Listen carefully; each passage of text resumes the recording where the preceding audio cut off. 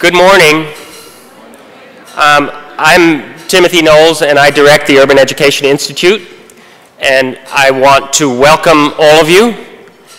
I'm going to say a few words by way of framing. I'm not sure whether I'm in Hogwarts or in a James Bond movie at the moment, so bear with me. Before saying a little bit about the To&Through Project, I want to acknowledge a couple of things. First, I want to acknowledge a birthday. There's no cake, so I'm not going to make you sing. The birthday is a 25th birthday, and it's a birthday of a thing that we all know and love called the consortium. The consortium is 25. Yeah. So this is an important birthday, and we will have cake at some point. It's an important birthday because the consortium is unlike any other institution in the nation, in that not only does it anchor Chicago with really remarkable, important evidence, but that evidence is used every day by policymakers and practitioners to guide and inform their work. And as a result, we're seeing our city become a much, much more interesting place for young people to grow and to learn. So we need to be incredibly grateful for this 25-year-old institution. There are people in this room who helped establish it, one in particular, Penny Sebring, who we should be incredibly grateful for.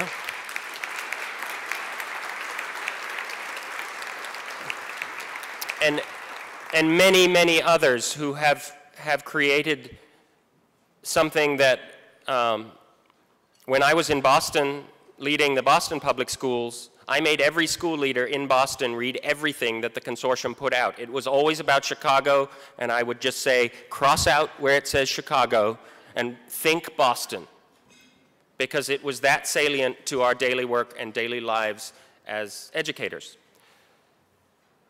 The second thing I want to do, just by way of acknowledgement, is thank Cornelia Grumman, who is our Director of Policy and Strategic Communications, for the remarkable work that she and Emily and many others put into making To&Through happen. So Cornelia, wherever you are, thank you.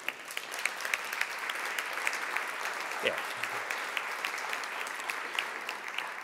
So To&Through, in short form, is a stake in the ground.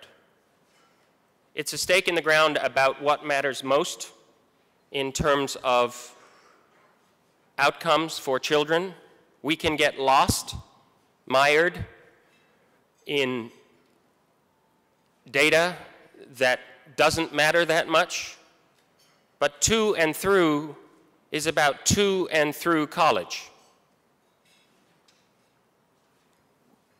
What To&Through represents today is one of three parts of a three-part endeavor on the part of the Urban Education Institute and the consortium to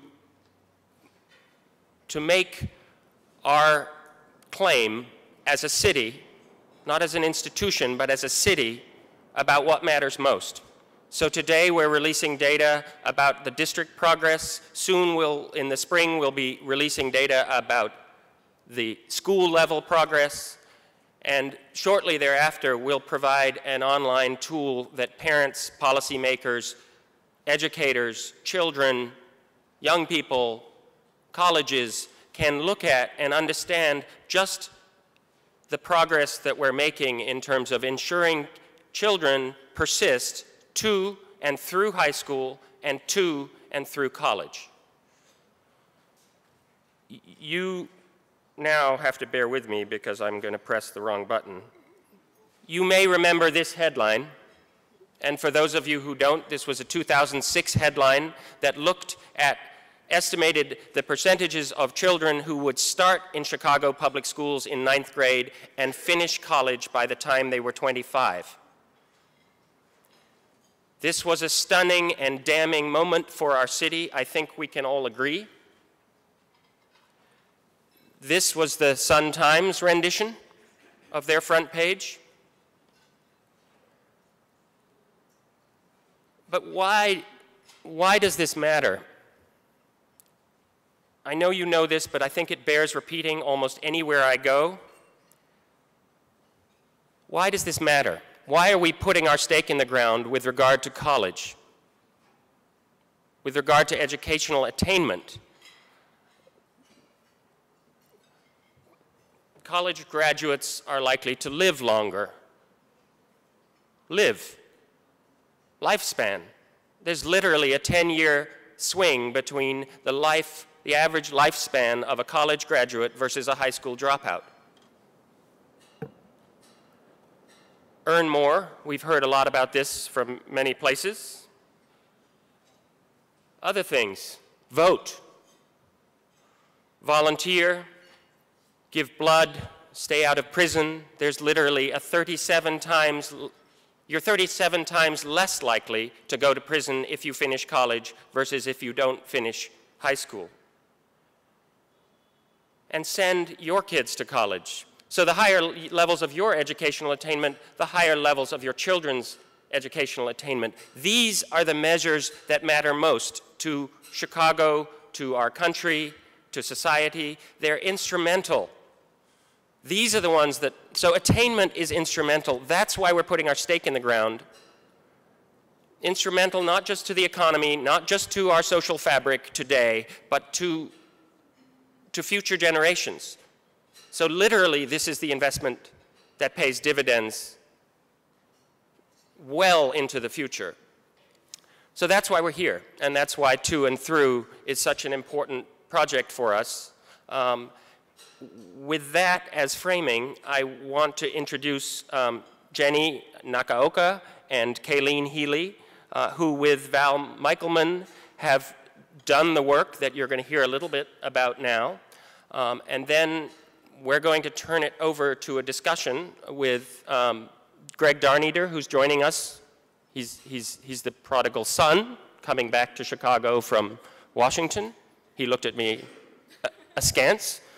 And Elaine Allensworth, the Lewis Sebring director of the consortium, for a conversation about why this matters. And then we'll hopefully have an intimate conversation among the 200 of us.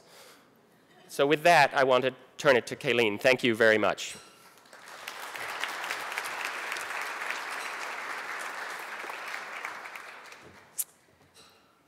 Good morning, and thank you. So as Tim mentioned, in 2006, the consortium estimated 6% of CPS ninth graders go on to earn a degree.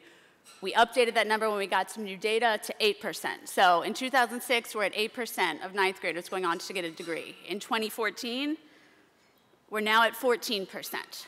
We've nearly doubled the proportion of ninth graders who go on to earn bachelor's degrees. Okay. So I think that's exciting, but I also understand 14% still may seem kind of low. So let's put a little context around this. If I were to ask you, think for a moment, all right, 14% of CPS ninth graders go on to earn bachelor's degree. What proportion of ninth graders nationally do you think go on to earn a bachelor's degree? And I'll go ahead and ask for some shout outs here. Anybody have a guess? 25. Not Peter. 25? Anybody else? 18, 3? All right. Somebody's seen the presentation. All right, nationally, we're at 18%, which suggests Chicago is not so far behind the nation. 14% may still be low, but not so far behind everyone else. And when we look at other urban districts, we see that Chicago is right on par, even perhaps doing a little bit better. So if the number 14% is still appalling, if it does seem low, we can tell it is not just a Chicago issue. This is something that districts across the country, that a nation as a whole, that we're still struggling with. And I want to talk for a little bit about why this number seems so shocking and so surprising, because most people do not guess 18% nationwide. We never see this number. We never see these numbers put together. We see a high school graduation rate among students who start high school. We see a college enrollment rate, but that's among students who've graduated from high school. We see a college graduation rate, but that's among students who started college. And so we know you have to take all 3 steps to get to that college degree. And so if these numbers still seem low to us, we have to be working on all 3 steps. And so I want to talk about the progress that Chicago has made on each of those steps. And I'll give more detail here, but we have seen a dramatic increase in high school graduation rates. Thank you. We've seen a moderate increase in college enrollment rates, enrollment in 4-year colleges. The college graduation rate among students who enroll in college has been basically flat. There's been a slight increase. So let me walk you through each of these. High school graduation, it's shown in the dark blue line here, has gone from 58% to 73%. That's 15 points in 8 years. Now I want the applause. And there's even more exciting things. So we've had this great increase. The gray line on here is the national high school graduation rate. It's improving as well, but we're outpacing those improvements in Chicago, which is exciting. Also, we don't have it shown here, but we've looked at this. It's in the report. We see increases in high school graduation across so many different student characteristics. We've seen it for African American males, for Latino females, across race and gender. We see it not just for the highest achieving students. It's actually the students with the lowest test scores in 9th grade whose graduation rates have gone up the most. So we're seeing this across student characteristics. We'll show this in the reports that are coming out in the spring. We also see it across different types of schools. This is not just selective enrollment schools, not just charter schools. We see it in neighborhood schools. We see it in schools that had been lower performing. So it's really exciting news. When we turn to college enrollment in 4-year colleges, the rate has gone up from 33% to 40%, so still an increase. But keep in mind, we're graduating so many more students. Even if that rate had stayed flat, we would still be sending a lot more students to college. So not only are we graduating more, we're sending a greater proportion of them into 4-year colleges. We've actually caught up to the national rate with 4-year college enrollment. And given the population that CPS serves, I think that's particularly impressive.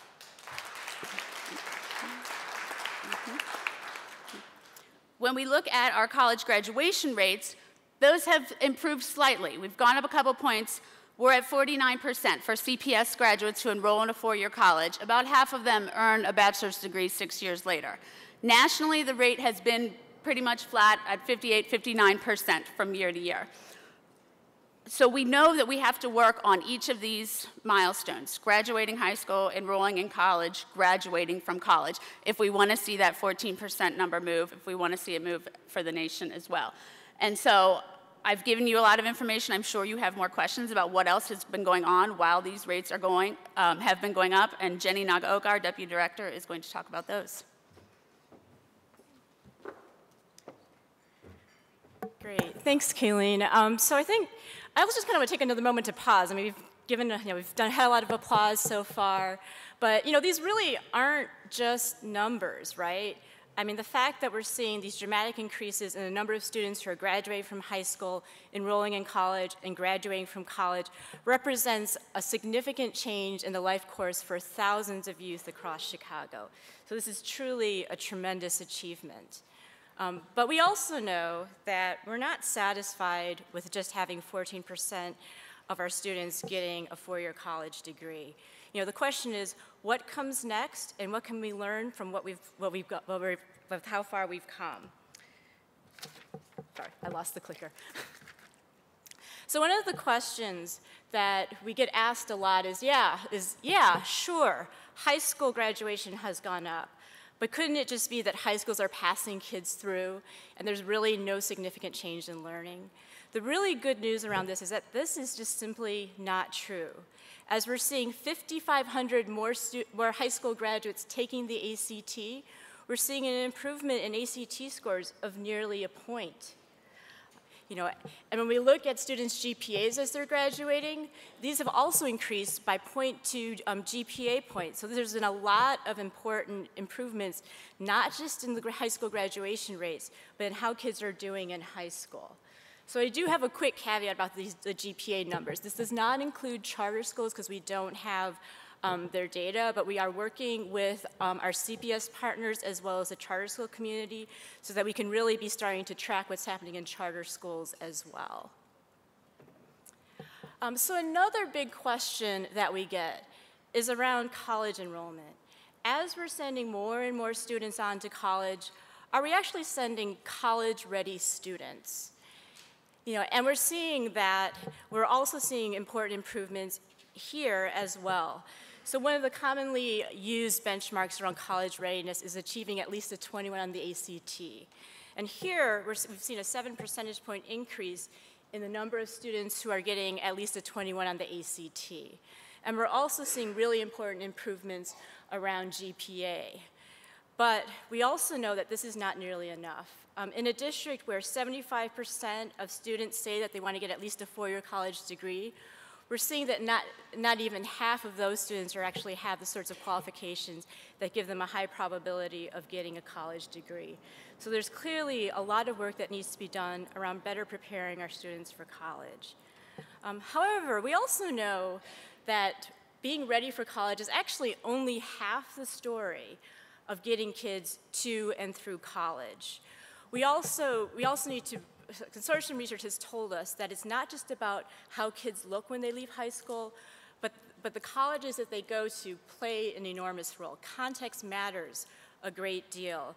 So we can't just be paying attention to how we're preparing our college, but we really need to be thinking very hard about college choice and what's happening to them once they reach college campuses. And so part of the question is, where are we sending our kids? So here we see the top 10 colleges attended by Chicago Public School graduates. And we see quite a range of institutions here. The middle column represents the 6-year institutional graduation rate for those schools, and the column on the right shows the underrepresented minority 6-year college graduation rate. And so we generally pay the most attention to that column on the right because that generally reflects what we would expect CPS graduates to do in terms of their graduation rate. And so we see a really big range here. In a lot of ways, this is not surprising. I mean, this represents a fairly diverse set of colleges. So I think this poses another really important question.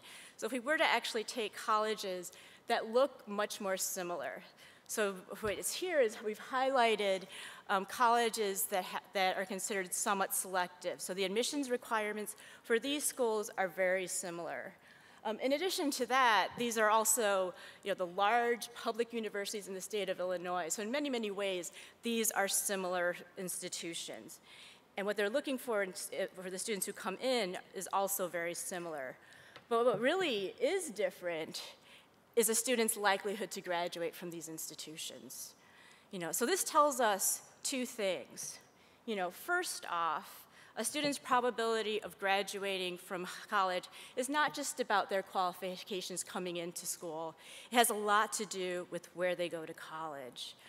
This also has some important implications around college choice and how we're guiding students. We know that selectivity tells us whether or not a kid can actually get to college, but if we really want kids to be getting through college, we need to be paying close attention to institutional graduation rates as well. So we've kind of taken you through a lot of different information here. I mean, I think we really do, as we walk away from today, we really do need to be celebrating the changes that we've seen over the past 8 years in the Chicago Public Schools. But I think this also gives us a really important charge about what we need to do going forward. We know that qualifications matter a great deal. We also know that college choice matters a great deal, and particularly thinking about institutional graduation rate. But one other really critical implication around this is the role of higher education. Improving that 14% is not something that CPS can do alone. It's really going to take a lot of partnerships with higher ed, all of us working together to really do something so that K-12 is working with higher education and so that students are being supported once they cross those college campuses.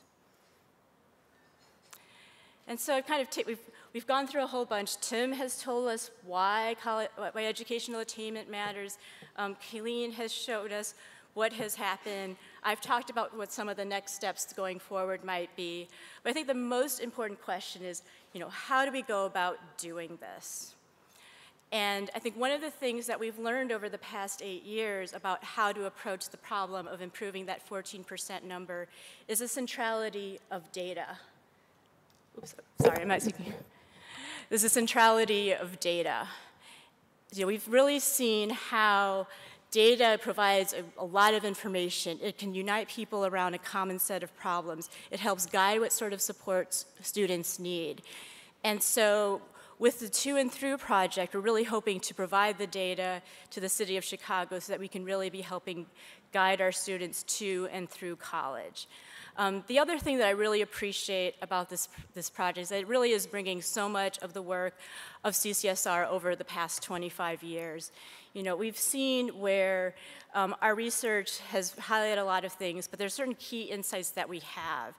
And we've seen where CPS has taken these little insights and really run with them in a lot of different ways. And over the past 8 years, a lot of that has had to do with building data systems around these key insights. And so I'm going to walk you through a couple of different examples of things that have happened over the past 8 years. The first example is around FAFSA completion. So FAFSA is the federal application for free student aid, I hope. And so this is a key milestone for students as they're enrolling in college to ensure that they're going to be able to get financial aid. And so, about the same time that that 8% number came out, I was a part of a team led by Melissa Roderick, who was interviewing students. And one of the insights that we got from that, from those conversations, was how confused students were around FAFSA completion. They didn't know what it was. They didn't know how to go about doing this. And we also took a closer look at this quantitatively since we had a way of measuring it. And it turns out there's an enormous, if you look at students who've been accepted to college and completed their FAFSA, 84% of them show up in college campus in the fall versus 54% of students who do not. So this makes a huge, huge difference. And so we had this insight, and then we talked to Greg about this. So Greg Darner, who you'll be hearing this later, and Greg ran with this idea. He developed a whole data system. He was working with ISAC. He brought together in lots of partners. He galvanized people like Joyce Brown, who's here today, to really bring together efforts around FAFSA completion. So we really started to see how powerful data can be to unite people around a common set of problems, to really understand what sort of supports are needed to guide kids to and through college. Another really important piece that has really, where we've seen the importance of data, is around the on-track indicator. A lot of you were at a different gathering earlier this year. We were also celebrating some of the changes that happened in the city around the on-track indicator.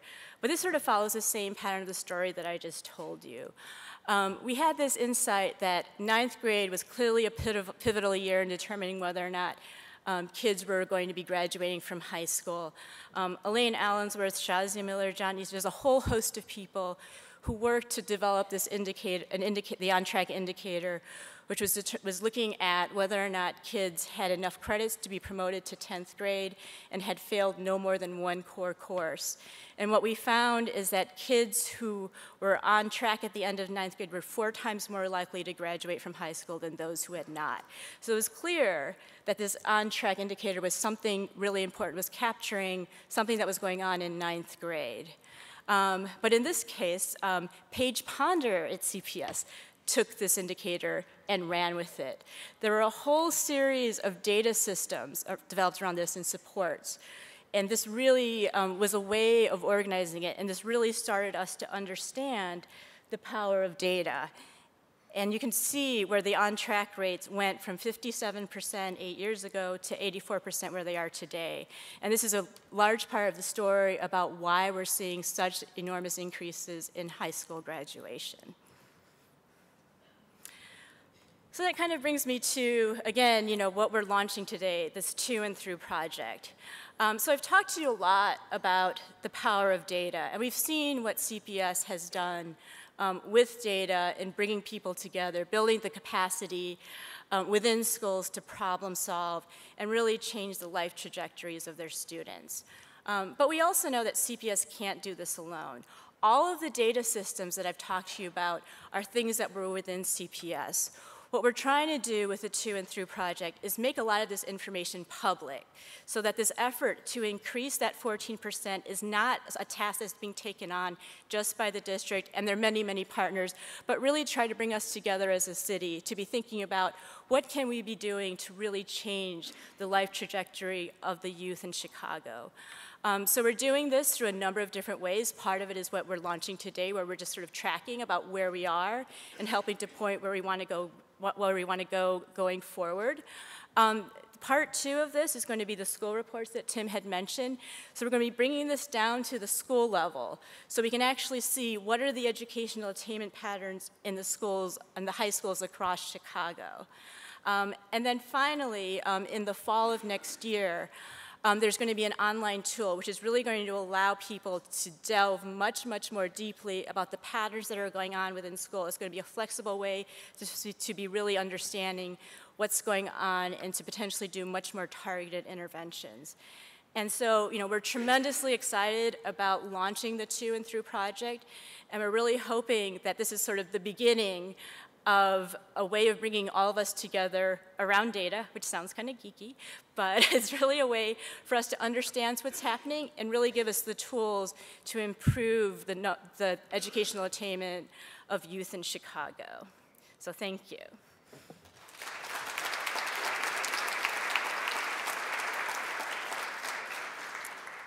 So I do have one final task because I do need to introduce our panel. So the next phase of our program is going to be a panel moderated by Sarah Stalenga, who's the Senior Director of the Urban Education Institute, Elaine Allensworth, who's the Lewis Sebring Director of the Consortium on Chicago School Research. And I'm particularly pleased to be introducing Greg Darneater, who, among other things, is like a really dear colleague and has been with us through this whole journey over the past 8 to 10 years. I mean, it's really been quite amazing. When we first, I just was so excited to have Greg because he has a perspective like no one else about what has happened across this city. He was a part of the initial planning group that was directed by Melissa Roderick that launched this when she was at CPS. Greg was part of that planning group. He then led the Department of Post-Secondary Education within CPS that really laid the groundwork for a lot of what we saw today. He was a big partner in launching our research project as well. And now he is a senior advisor to Secretary of Education Arne Duncan, where he travels across the country talking about college access and learning about all the different efforts that are going on across the country. So I think Greg, more than anybody else, really kind of understands what has happened in Chicago and has this amazing perspective of what's going on across the country. So I'm happy to have our panel come up and we can begin. Thank you.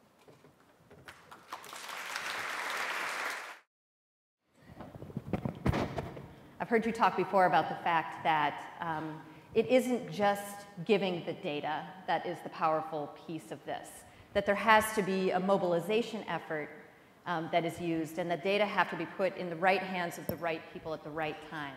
So can you talk a little bit about that relative to what we've learned about college degree attainment and how we're going to use To&Through in that respect? Yeah, I think data is really powerful, and I think we've seen a lot of examples of that, but just having the data isn't enough. And there are ways that it can be used. I mean, one thing, certainly it can be used for awareness, so we know what the issues are that we need to work on. A lot of times I see people working on the wrong problems, basically, or the problems that aren't going to give high leverage for moving an issue, right? So one thing is knowing what the issues are. Another is to have data, to have informed conversations. A lot of times there's finger pointing when things aren't going right. If kids aren't doing well in school, if they're not getting college degrees, you can point at parents, you can point at kids, you can point at high schools, you can point at colleges. But when you have the data to say, hey, different people own different pieces of this problem, you can actually have productive conversations. Or you can have conversations that are focused on the data. Instead of saying, you're doing things wrong, say, hey, this is a problem. How are we going to move these numbers? Let's come up with strategies. Beyond that, it's important for people to have data that's going to help them work on, on problems as they occur, or help them come up with solutions on a day-to-day basis. So for people in schools, and I think also for people in post-secondary institutions, but we're just starting to see this, to have data that they can track so that as soon as a student is you know, falling off track either for high school graduation or college readiness, they're reaching out, right? They're finding out what's going on. You know, why is a student that's coming into high school with A's and B's in 8th grade, with high test scores, high attendance in 8th grade, why is that student now getting C's and D's in 9th grade?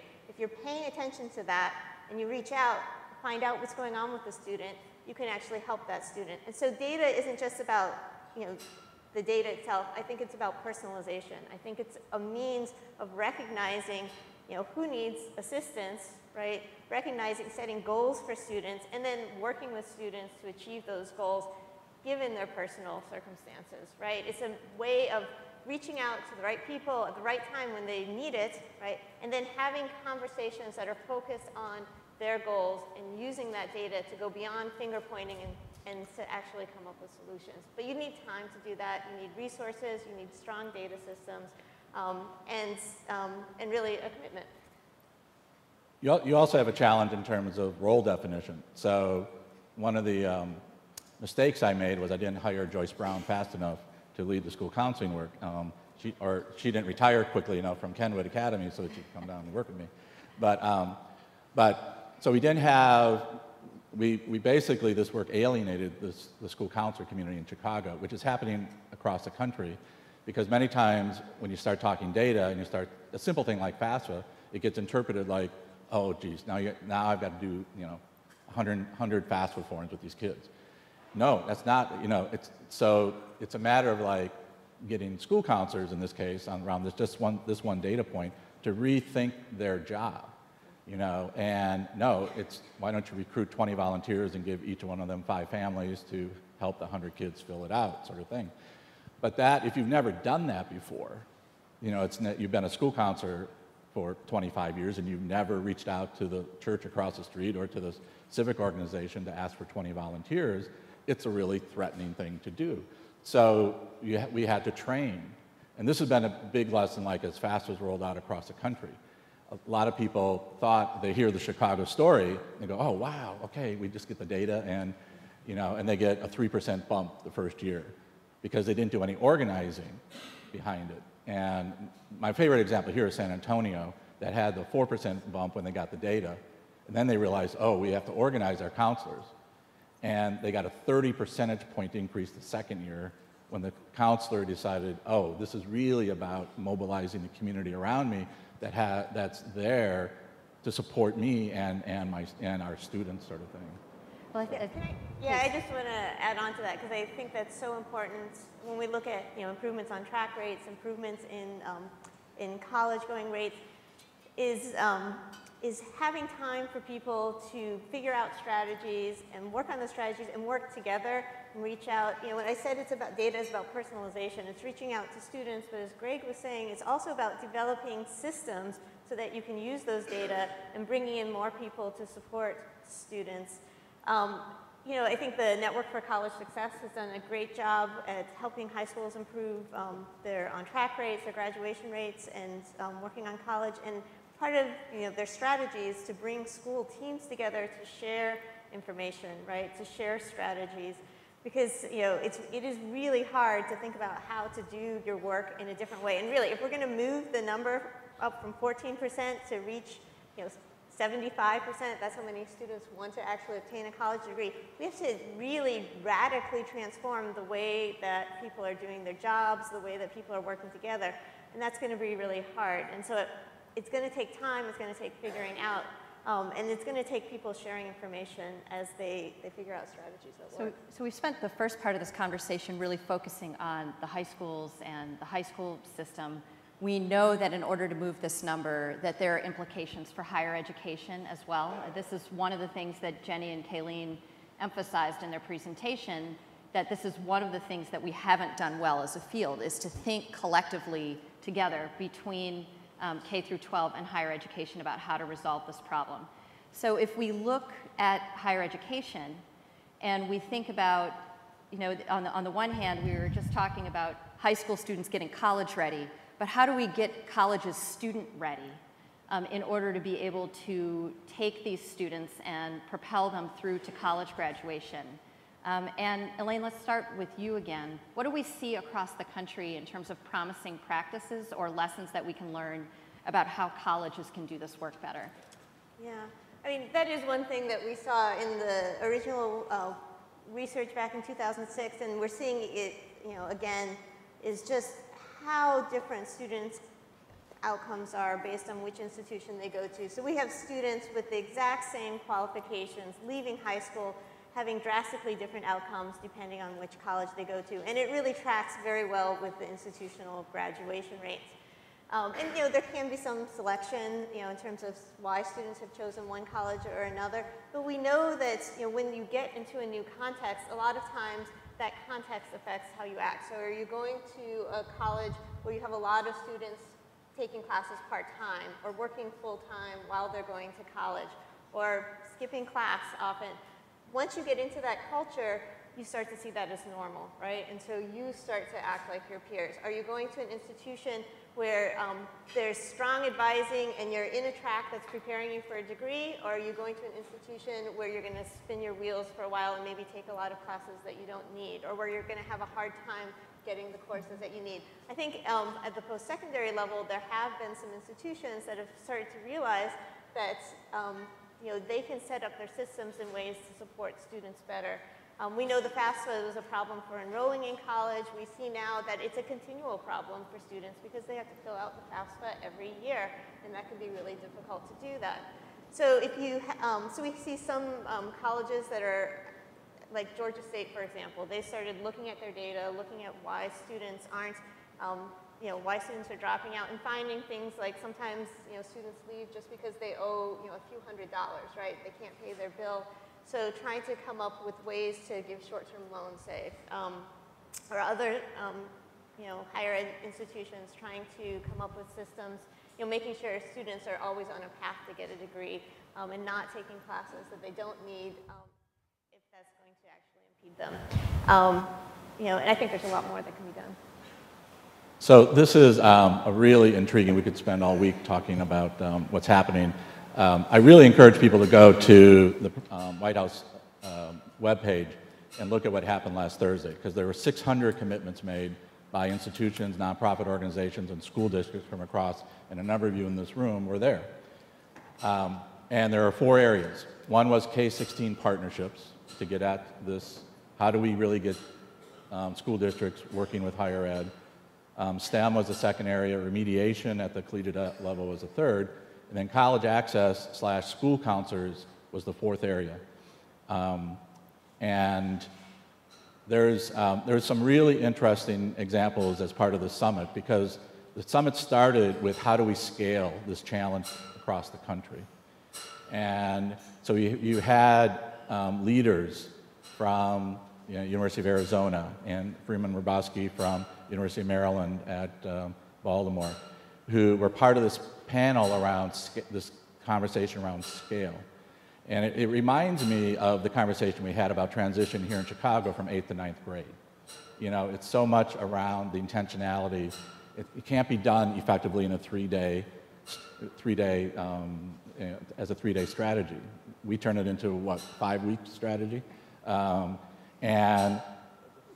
And having those rising 9th graders not have the upperclassmen around, and having their counselors and their teachers so that they kind of own their environment sort of thing before the upperclassmen showed up. But it's so much about this is about intentionality and leadership at the collegiate level. Long Beach was highlighted last week, and if you want one of the longest standing examples, go to the Long Beach Promise, where you've got the University of California, Long Beach, the Community College of Long Beach, and the school district for 20 years have been working hand in glove.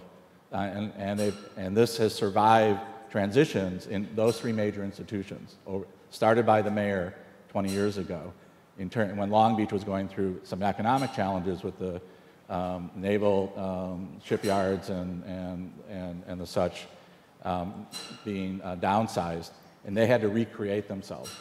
But it's totally being done on a civil rights, social justice basis. And the kids from Long Beach, which is a predominantly low-income minority community, are given preferential admission to the University of California at Long Beach. And the data shows that those kids are actually doing as well. Now picture this, there are 80,000 applications to get into that university every fall. They take like 7,000 or 8,000, but they set aside almost half of those seats for Long Beach kids. And the Long Beach kids are doing as well academically now as the kids who, on paper, are, supposedly would do better. But part of it is this intentionality around, particularly those freshman classes. One of the arguments I had here, I don't know who's here from city colleges, but today, but when I was here, we had this conversation about why do you give our students coming out of CPS this, Elaine kind of alluded to this kind of freedom to select any class that they want. That, to me, that's like the worst thing possible. Long Beach doesn't do that. They intentionally tell the kids for their freshman year exactly what courses they're going to take, because entering that university community college environment is confusing enough. And so they prescribe it. And I think there are some, part of it is just techniques like that, but then it's also, it has to start with leadership from on top. If you want another place to look, CEOs for Cities just awarded to Northeast Ohio $1 million, to Cleveland, Akron, Youngstown, and such, because they had, there were 55 communities competing for this, who could attain the highest baccalaureate degree completion rate, I think over the last 4 or 5 years, whatever the baseline was. And they achieved like a 27 or 28 percentage point increase in baccalaureate degree completion. So there's some really interesting places to look, and to narrow down kind of, spending a lot of time of where is this really, really taking hold, and significant increases in baccalaureate degree completion taking place. So if we go from the kind of example level to the policy level, and Elaine, maybe we'll come back to you for this, and you might wrap in the comment you were just going to make too, if it fits. But if we think about, for higher education, school districts, all of the folks involved, what kind of policies do we need in order to be able to start to move this 14% number in Chicago, but also the numbers nationally?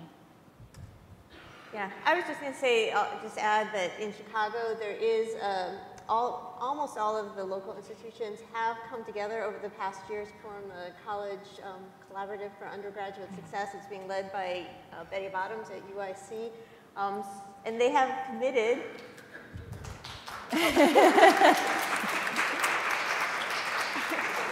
Yes.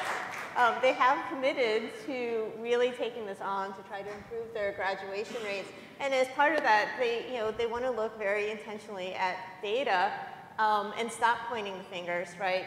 So look, try to figure out what are the reasons that students are not completing, and tie that into students' qualifications. We know from our research that a lot of students with strong qualifications don't end up getting a college degree. Let's figure out why that is and what colleges can do to support students. I think as long as we need more policies actually that really are about completion and looking at students' outcomes rather than looking at students' inputs. But it shouldn't just be about holding schools accountable. It should be about support, figuring out what the supports are that our high schools, or our elementary schools, our high schools, and our colleges need to actually support students through the system, right? And some of those supports are making sure data is available so that schools can actually identify the problems that their particular students face, the barriers, where it is that they're struggling, right? Real-time data systems so that they can reach out to students as soon as they start to fall behind. Time and resources to actually support students and to develop systems and structures that are going to address some of those barriers. Anything you would add to that, Greg? So I would add, the more we can give high school students a taste of higher education and success in it, so whether that's dual enrollment and early college types of strategies, which is really growing, the extent to which the AP strategy, unfortunately across the country, there's all too many places where kids are still being kept out of AP classes rather than strategies being developed to include students and give the supports that they need to be successful. You have in Colorado a state strategy, in North Carolina a state strategy around dual enrollment, funded, because of commitments by governors and state higher ed boards and such, to really invest in early college and dual credit, and Colorado has a line item to add school counselors into and get down to the recommendation that the American School Counselor Association has of from 1 to 471 to 1 to 250. And so they actually have a line item for school districts to apply to do that. So much of this we have to, if we're going to get at this, and this was really stressed last Thursday, we have to figure out the systems approaches to doing this. The President talked about it, the First Lady talked about it, it was part of a couple of the panels and such. We have to kind of begin to bet in really important strategic ways. And it is about the data, but it's really, I hope what people are hearing is about these relationships. And you know, the challenges that we have with fit and match and summer melt and all this, these aren't new challenges. The great thing is we have great researchers across the country that have been able to quantify some of these dynamics that have been happening for, I've been doing this work for almost 50 years, and these dynamics were very much prevalent when I worked in the old Cabrini Green. It wasn't so, but now we can quantify it and we can name it and we can begin to be much more intentional about our strategies. And so how do we scale this up is really the national challenge. So that's great. We just have one more quick closing question before we open it up for Q&A. And that is, we know that this is going to take a collaboration, as we discussed before. Certainly we see amazing improvements to go from 6 to 14%, but we're not satisfied with that. And we also know, in looking at the FAFSA example and On Track, that this has to be a community effort, and that community effort involves researchers and scholars and higher education, but it also involves all the folks that are sitting in this room as community leaders and as concerned citizens around this issue. So if you were going to give advice to the folks in the room, and Greg, why don't we start with you, what would be your advice about how the people in the room can get involved and what they can do in regards to these issues? Well, let me just start and say that as I travel the country, and I've been, I think, to 45 states in the last 6 years, and several hundred school districts and several hundred colleges, everybody knows about this work that's happening here in Chicago. They read it, they hear it. The consortium is considered the gold standard of any research institution in the country. And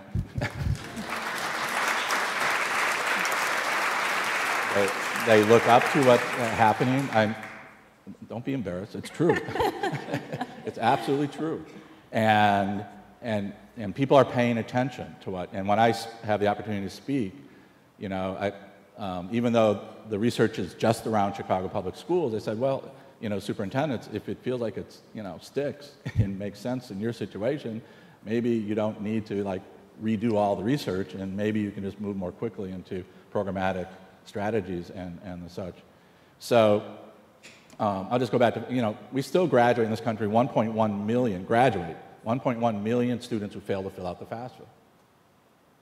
They graduated, but they still failed. They leave $4 to $5 billion a year just for the first year of college back in our budget at the department.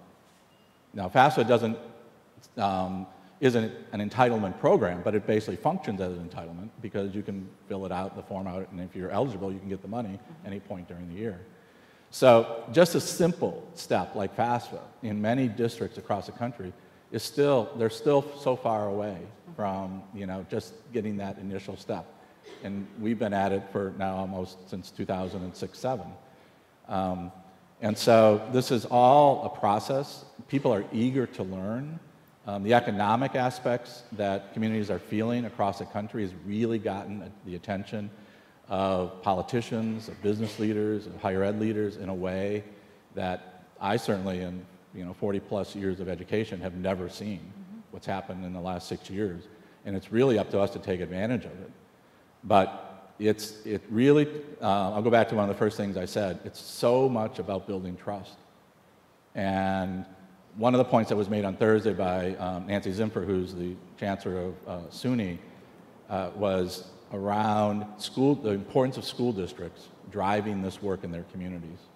And in retrospect, because of CPS's relationship with the consortium, I always felt, even though we didn't go through a collective impact meeting after meeting after meeting to try to get consensus, we basically just set the metrics. We just said FAFSA is important. High school graduation rate is important. AP course taking became important, you know, and on track evolved as an important metric. And so however you get to the point, I think there's a really important role, and I know Arthi's here, who I'm proud to say followed in my steps and is really driving this, helping to drive this work to the next level here. Great. And I'm really excited about what's going to happen not only here in Chicago, but across the country in the next 10 years. I think we're just on the verge of this explosion of the use of data and really the lessons that you are teaching. Everybody in this room is teaching the rest of the country what's possible. Now, we have a long way to go. We're not satisfied. But I'm telling you, everybody in the country is watching what's happening here in Chicago. So any quick advice, Elaine? Oh, well, I just want to give a shout out also, though, to all the people in the room that have actually made this happen. School leaders, the teachers, but also, you know, all the groups that are working with the schools. You know, One Goal, City Year, Emoja, Gear Up. I mean, we have amazing community support in Chicago for the schools, and I think we've made such progress because we are getting people together. Now we have, you know, the post-secondary institutions and CPS working together. I feel like there's a great potential here, as long as we're all focused on, you know, the same goals and working together in a coordinated way. I agree. I think that, you know, we could potentially really take off. Wonderful. As we shift into the Q&A, I just want to give a few acknowledgments as well, and it's to the funders who've supported the research and tool development around this work. We couldn't have done this without them. The Crown family, the Kirsten Fund for Urban Education, the Gates Foundation, Irving Levin, Steve and Alexis Strongen, the Spencer Foundation, and also the Lewis Sebring Family Foundation. So if we could give them a round of applause for their support.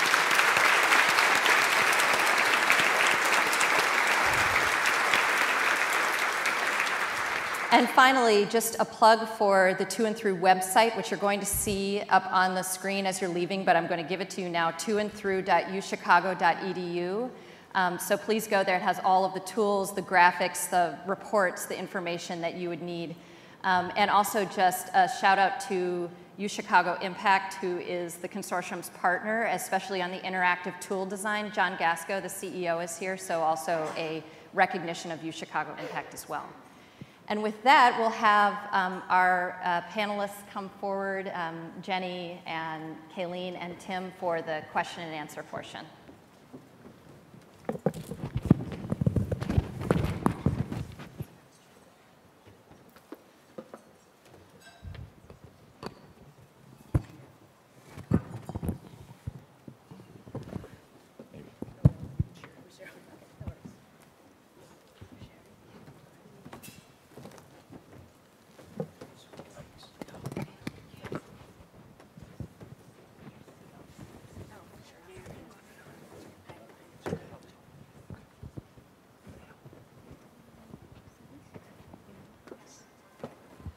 So if you'd like to ask a question, if you'd raise your hand, we have a couple of folks circulating with a microphone.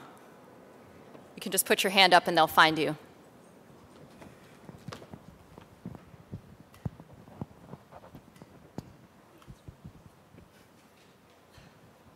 All right, while people are getting the nerve to write, oh, there we go, okay. You're gonna tell a First Lady story, but I'll wait. Go ahead.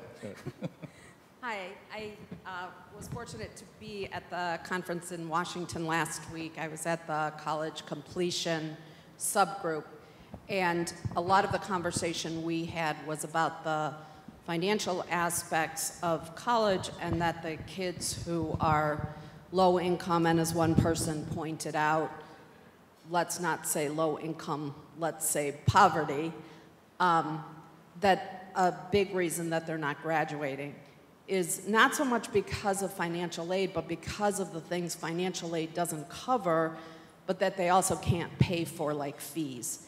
And so I'm curious what work is being done around the country focusing on helping the very low income kids who can't pay the $250 for the lab fee do that, and what can we be doing here? Well, from a federal level, I'll just say that it's a huge concern of ours. You know, the president's made it very clear that he's going to protect the FAFSA. The amount of the FAFSA has gone up, I think, roughly $1,000 in the last 6 years under his leadership and the such. The tax credit provision and the such. The debt issue is a huge concern of ours. But I just go back to, if we break this down just fundamentally, in terms of this 1.1 million high school graduates, who most of whom will go on to higher ed in some form, who still don't claim money that they are potentially entitled to. So we have a huge issue in this country around financial literacy and just basic understanding of money. I mean, this is just, and that's an American challenge. That's not a low-income family challenge solely. And we just have to intensify the education of our young people, of our own children, around how money works, and remove some of this naiveness around, going to $60,000 or $70,000 in debt and think life is just going to be rosy when you come out and get a $25,000 a year job. But we have, the department has FSA, federal student aid, has income-based repayment strategies, loan forgiveness strategies. And part of the challenge is, how do we fill, and this was part of the school counselor, and Joyce has been part of the work I've been able to lead nationally, in terms of how do we fill this gap around filling the knowledge that school counselors and the college access community needs to formalize the college and career knowledge gap that isn't formally recognized through a credential by any state in the country. And this First Lady has stepped into this work and has started talking about how important it is to begin to just professionalize this whole conversation around those of us who are delivering services, that we have the best knowledge in our toolkit to advise students and such. So it's a multifaceted challenge on many fronts. I would just add one thing, and that is, for the people in this room, if you're working with institutions that have their hands on kids who are making this transition, we found with our school that kids, it's literally the bus fare to college, or it's literally a $50 or $100 fee for a book they don't buy, and so they're failing the class because they don't have the book. It's that small in some cases that are bringing kids home. And so for the people in this room who have institutions with whom you work, I would consider being and make gifts, make small gifts with very bounded language for precisely that issue. I know this isn't solving the macro problem, but I think if we're going to move to 14, to 18, to 20, to 25 in a few years, which we can, then we have to embrace this in a more nimble and entrepreneurial and take no prisoners sort of way, which will include all of us.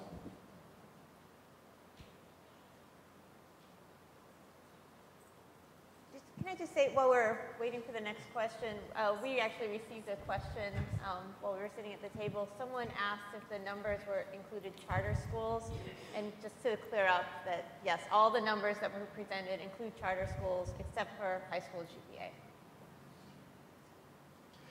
Good morning, Greg. Good morning. Shelby Wyatt from Kenwood Academy. I have a two-part question. One, I was wondering if you would share with the audience the work that you did in encouraging high schools and some elementary schools in the city of Chicago to formulate school-based male mentoring programs to encourage the To&Through Project. And part two, could you elaborate more on Mrs. Obama's initiative where school counselors are concerned to remove us from non-counseling specific duties so that we can be more intentional in encouraging our students to go to the correct college? Well, let me just start and say that I did my student teaching in Ferguson. And what's happening today is no surprise to me personally. And obviously because of the president's focus on my brother's keeper in terms of minority males, that this is incredibly important to us and will be and I think will gain steam in terms of focus and the such of federal attention and resources as best we can in the next two years. The First Lady threw her hat into the ring less than a year ago on college access. In fact, it was just last December that I was meeting with her staff, trying to convince them that she wanted to do something in education, that this is where she should concentrate her focus, and that she should focus on an untapped resource, school counselors across the country. And that if we're going to deal with this from a system standpoint, we've got to get the 100,000 practicing school counselors on board, and we've got to get the 450 colleges that train school counselors to refocus some of their course offerings and the such. And on July 1st, she went to Orlando, Florida, and talked to the American School Counselors Association. First time anybody in any administration ever in this country has talked to school counselors. Ever. Arnie's has not talked yet to the school counselors. That meeting was followed 4 weeks later by a conference at Harvard with 150 leaders from the nonprofit college access world and the school counseling world. And 3 weeks ago today, 450 people were in San Diego in teams from 32 states under the Reach Higher banner to address how do we really ramp up this and both the job responsibilities of school counselors, so that and the First Lady said this in her ASCA speech, and she said it last Thursday, so that they are not doing case management, so they are not doing test coordination, so they are not being the substitute teacher, they're not watching the lunchroom. But at the same time, we've asked the school counselors to step up and own some of these data points.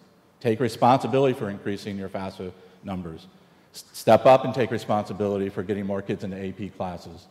To me, school counselors are like the soul of the building, S-O-U-L. They are on the front line of fighting on the civil rights basis for what young people in this country deserve, and what all too many are being left out of the opportunities. And the First Lady is on fire about this. I can't tell you, how on fire she is. I get to meet with her staff 3 times a week and with her every couple weeks.